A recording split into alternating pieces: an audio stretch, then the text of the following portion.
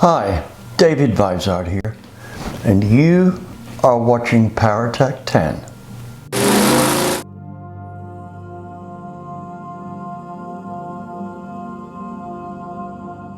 This episode 29 subject is how to build a 740 horsepower 427 cubic inch small block Chevy just by picking parts out of a catalog.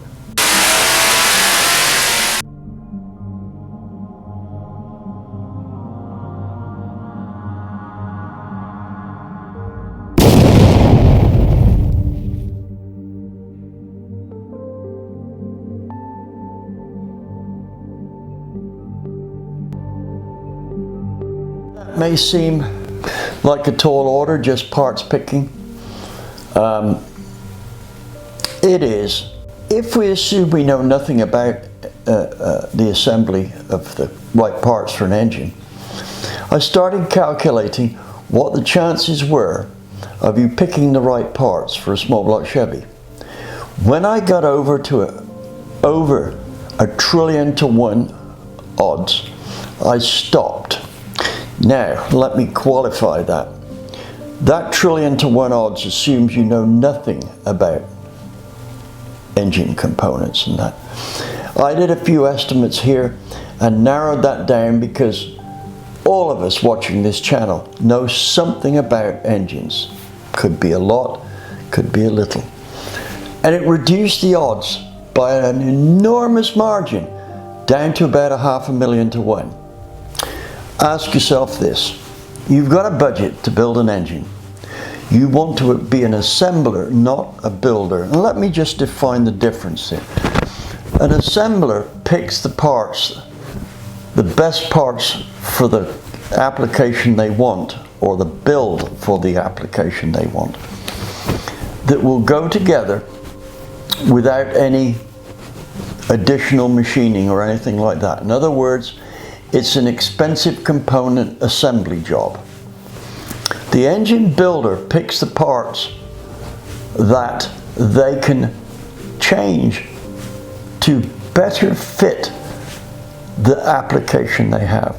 For instance, most race engine builders rarely build an engine out of a catalog. They get the best parts they can and then modify them to do what they're supposed to do, hopefully better. This second scenario was not our choice.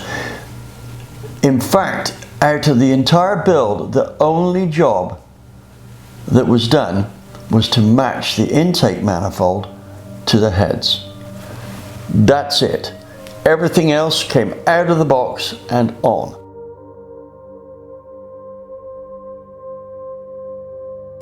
Hello, I'm Terry Walters, Precision Engines in Roanoke, Virginia.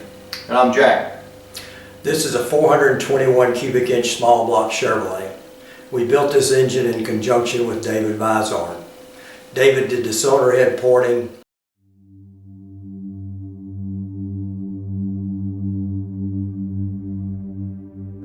and designed the comp cam solid roller. We're using dark blocking heads and valve covers, Jessel shaft rockers and belt drive, Moroso external oil pump, oil pan, and water pump, MSD crank trigger and distributor, an AED 1000 CFM carburetor. We're at 12 to 1 compression ratio and we're well over 700 horsepower at this point. Get ready. And also, with over 8,000 dyno pulls over the years, we still burn our arms, our hands, and our shirts. So don't do this at home. So we have a quick description of the engine from Terry. So let's make a start in a more detailed one with the cylinder heads. These were from Dart, and they can be best described as their entry-level cylinder heads. They appear to be a pretty good bargain for the money, and I think the first thing I should do here is to show you a flow test comparison between the Dart heads a Pro 1 ported head and the 18-degree heads. And let's see exactly what we're getting here. Now, the ported dart heads were really not much more than a scientific cleanup. So that would have been pretty easy to do. Maybe I should detail that in another video. But they made great horsepower and torque. So you should know that they were a very successful cylinder head.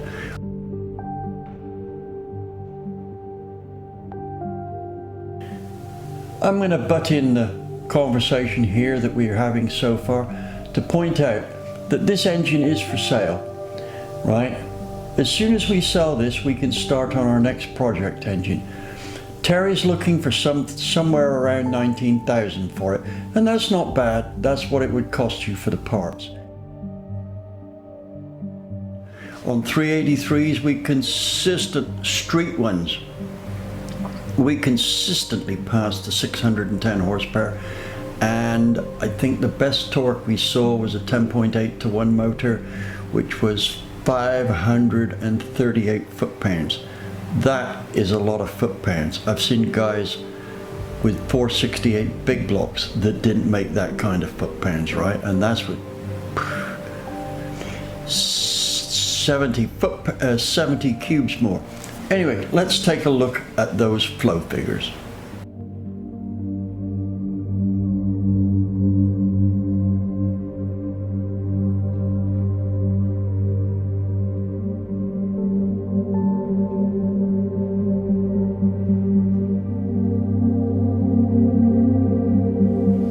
Here's the test sheet for our 18-degree dart Chevy head.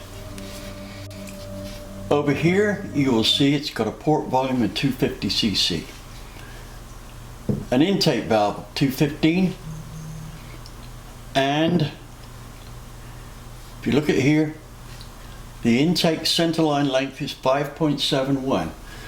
Now this big port volume might look like too much of a port volume, but remember, we are talking about a port here which is nearly 3/4 of an inch longer than a 23-degree head. So if we plot or scan down here, we can see that it just touched 340 CFM at 800 lift, which is pretty good. What we're going to do now is we're going to compare it with a Dart 23-degree head. That's one of their big port platinum heads. Here is our Dart Pro 1 for comparison. Port volume 214. Intake valve diameter 2.1. Port length is only 5.05. So the port area is going to be a lot bigger than you may think. Now, what did this do? Again, on my bench, 305 CFM at 800, right? Exhaust was very good though, 224, right? So with these figures, let us make a flow comparison, right? Just looking at these peak numbers doesn't tell us that much. We're now going to go through flow, discharge coefficient, port velocity, port energy, and port energy density. That should make a good comparison. Well, here are our flow curves based off valve lift. Right, remember our 18-degree head has 50 thousandths bigger flow curve, so its 0.25 ratio line shows up here, right? As you can see, it flows quite a bit more, and the Dart Pro 1 did very well. Right, on the exhaust, it lost out a bit here, but it sure gained a lot there. Now let's take a look at the discharge coefficient. Here we see that the 18-degree Dart head had a handsome advantage over the 23 degree one, right? You'll see that it was better. This is seats here, which indicates Dart is doing some pretty good seats. This is down through the port area here. This is what it represents, and obviously that 18 degree port with a better angle to the valve shows up better, and it does well here. It looks like it could do a little more bias over the set to get the flow coming, the discharge coming up like this, but hey, most people are only going to have about 700 lift with this head. Here is a very telling graph. Port velocity. You will see that the 18 degree head actually has a slight advantage in spite of that much bigger port, which is compensated for by the longer length, over the 23 degree Dart, right? As for exhaust, the 23 degree one does better up until about 450, and then it pretty much catches up. So port velocity better on the intake, slightly worse on the exhaust. Now we're starting to get to more of the nitty-gritty of this Dart head's potential. We're looking at port energy. Here is the 23 degree head, which I might add is above average. Here is the 18 degree head, right? This is a very good increase, and it shows that this head will give very good cylinder ramming. This kind of flow curve and energy here kind of begs for the use of a tunnel ram manifold rather than a single 4-barrel, but hey, that's another subject. Here's the exhaust port energy. Again, we can see not quite as good as a 23 degree Dart head down here, but by the time it gets to about 400 lift, no, 300, it just takes off, and it's in a field of its own. Study those flow figures for a while and compare them with Darts, and you'll realize that at least on the 18 degree one, there's a considerable difference between what Dart quote for peak flow and what I see on my flow bench. Not uncommon. However, it does seem to be a bit uncommon for Dart. I have not seen this big a difference between their flow numbers and mine ever before, right? I'm pretty sure mine are right. I calibrated the bench literally a half an hour before I did those flow figures. Maybe it's a misprint. Now, to give you a good reference point here, I quickly checked what they quote for the 23 degree head. Well, they quote 5 CFM more than I do on the intake. They 309 as opposed to 305. And on the exhaust, it's exactly the same, 226 CFM. Now, I suspect that the 23 degree head is probably right, because that's a bit close to be accidental. But I'm just wondering about the 18 degree heads. 340 is a very respectable number for a cylinder head of this type and at this cost. If you want to spend a lot more money and get some more sophisticated stuff, then it's out there. However, there's a lot of cylinder heads out there that don't flow any more than the Dart one.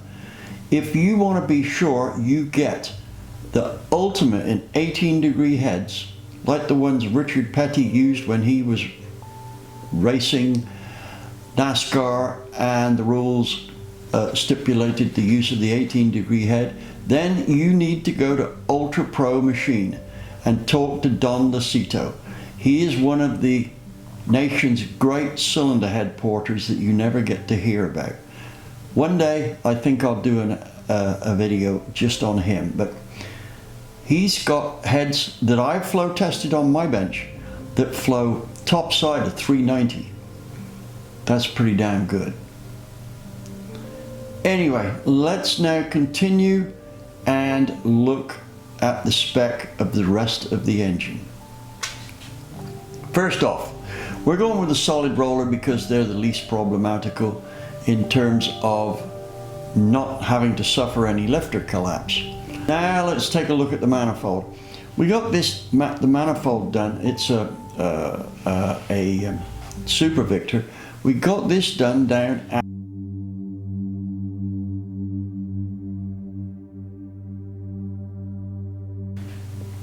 I asked them not to polish the floor and the walls of the ports, and just to either heavily shot blast them or do a cuttered finish. And the guy on the end of the phone's words, he sighed and he said, finally somebody who knows where it's at. Right, so obviously they polish their ports because the customer asks for it. It's not the best way for horsepower though. Right, now we do know that this is going to need a spacer, and I think we found the 4-hole spacer to be best. Carburetor, we used a Holley HP prepped by AED, and that flowed, it's about right on 1000 CFM. The camshaft, I'll put the details across there. They'll go across the bottom either that way or that way. I can't remember which. I'm in a mirror image at the moment. Now for the ignition. We wanted to do some testing to see if just a plain ordinary plain Jane ignition system would produce any more power than a more sophisticated one. So we decided to go with a crank trigger MSD system.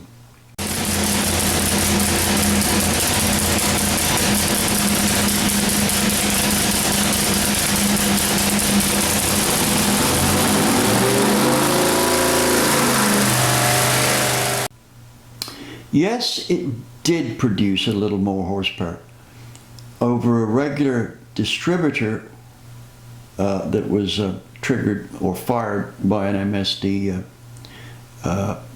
MS6. Yeah, their budget one. And there was a slight gain in power, but it was nothing very much. You might pick that route to go for a race engine, but not necessarily for a street motor. You never feel the difference, right? So kudos for both of those systems. They work very well.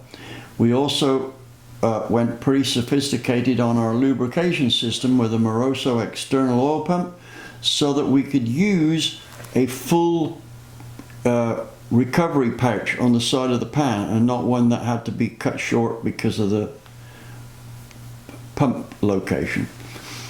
Again, it looks like it was a bit more power, but it was nothing to write home about. If you were building a race engine, yes, that might be the way to go if the budget was not of any consequence. But again, with the latest Melling pump, the helical one, you can get very good results without resorting to a very expensive external pump. I like the pump because it looks fancy, but you know, would I buy one?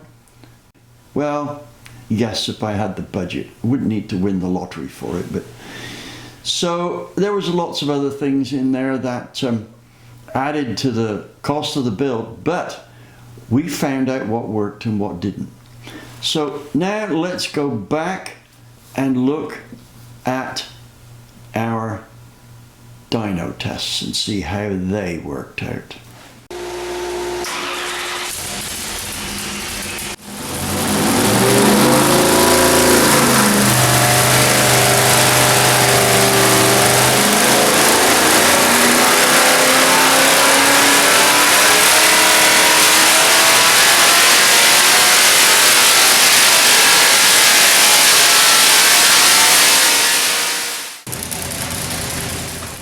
Well, that certainly sounded pretty strong. What we'll do now is we'll look at the numbers as they come off the computer screen. Then I'll show you a nicely drawn graph of the power and torque. But I'm also going to add one more thing to this, the brake specific fuel consumption, because that proved to be very good.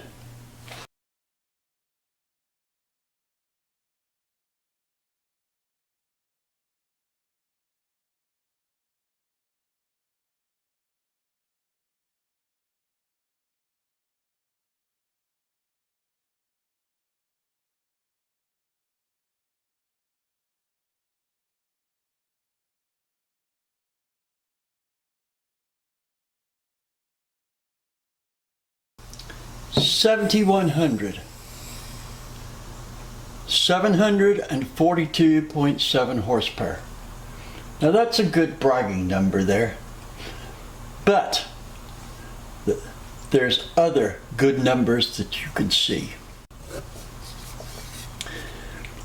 This number should be what you're bragging about, 617.7 foot-pounds. That is a very stout number for a motor that can be driven on the street. Here's the torque and horsepower of our 421 small block Chevy project engine. Horsepower, not too far off 750. Torque, peak 617. Over 500 foot-pounds from just over 3,000 all the way to the red line. You want an engine like this? That's the place you call. I think this proves here that it is possible to bolt together a high output engine. Well, that about wraps it up for this edition of PowerTec 10. Hope you enjoyed the content. I hope I demonstrated that you can bolt an engine together with some pretty horrendous horsepower. And we're not limited to doing this on Chevrolet. We can do it with Ford as well, and big blocks, be they Ford or Chevrolet. It's just a question of knowing what to do.